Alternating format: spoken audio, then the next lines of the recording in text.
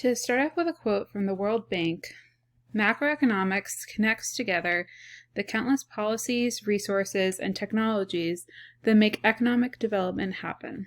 Without proper macro management, poverty reduction and social equity aren't possible. Macroeconomics looks at the economy as a whole, focusing on growth of population, the number of unemployed people, the inflationary rate, government deficits, and levels of exports and imports. One aspect of macroeconomics includes taking a look into central banks.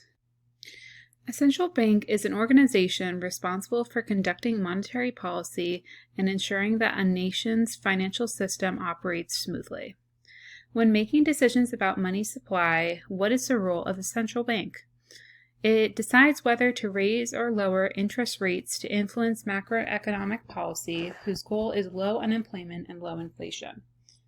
It is also responsible for regulating all or part of the nation's banking system to protect bank depositors and ensure the health of the bank's balance sheet. The structure and organization of the Federal Reserve includes the fact that it is semi-decentralized, mixing government appointees with representation from private sector banks. At a national level, it is run by a board of governors consisting of 7 members appointed by the President of the United States and confirmed by the Senate. What does the central bank do?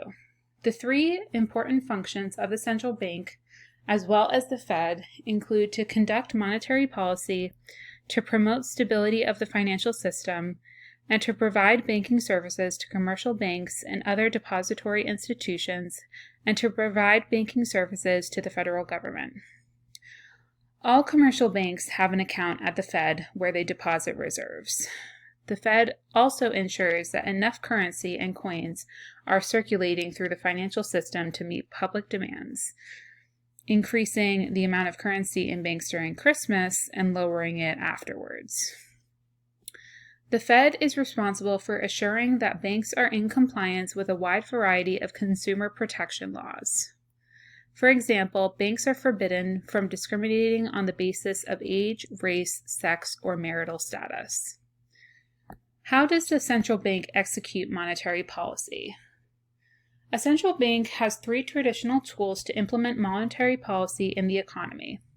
First is open market operations.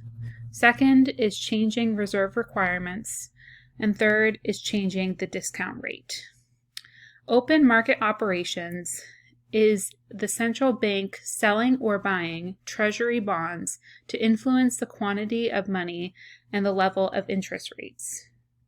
Changing reserve requirements is that the bank raises or lowers the reserve requirement, which is the percentage of each bank's deposit that is legally required to hold either as cash in their vault or deposit with the central bank. And then changing the discount rate. We call the interest rate banks pay for such loans the discount rate. They are named so because the bank makes loans against its outstanding loans at a discount of their face value. Expansionary monetary policy, or loose monetary policy, is that policy that lowers interest rates and stimulates borrowing. A contradictory monetary policy, or tight monetary policy, conversely, is a monetary policy that raises interest rates and reduces borrowing in the economy. In one situation, if the economy is suffering a recession or high unemployment with output below potential GDP, expansionary monetary policy can help the economy return to potential GDP. Now that we have given a clear overview into macroeconomics, the Federal Reserve, and monetary policy, we can conclude this podcast. If you are still curious and have questions regarding any of the topics, one helpful website to go to would be thefederalreserve.gov.